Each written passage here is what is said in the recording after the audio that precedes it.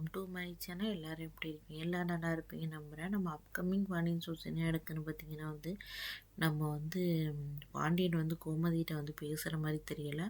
அதனால் ரொம்ப மனக்கவலையில் இருந்தால் அவங்களுக்கு சீரியஸாக உடம்பு சரியில்லாமல் போயிடுது. ஹாஸ்பிட்டலில் அட்மிட் பண்ணியிருக்காங்க. அப்புறமாச்சும் கொஞ்சமாச்சும் பாண்டியன் அதுக்கப்புறம் தான் இது மாதிரி ஆனோன்னு கோமதி மேலே பாசம் அப்போ தான் அவருக்கு கோவம் குறையுது கொஞ்சமாச்சும். அவர் பேசாதனால தான் இப்படி ஆயிட்டு. அதனால் அவங்க கவலைப்பட்டு கோமதிக்கு உடம்பு சரியில்லாமல் ஹாஸ்பிட்டலில் சேர்த்துருக்காங்க. அது ஒரு பக்கம் இருக்குது.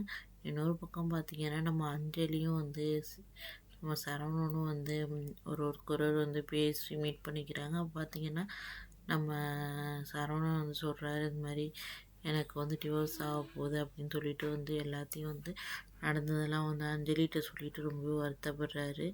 அஞ்சலியும் கூட துணையாக இருக்காங்க. இதுதான் பார்த்திங்கன்னா அப்கமிங்கில் நடக்குது ஃப்ரெண்ட்ஸ்.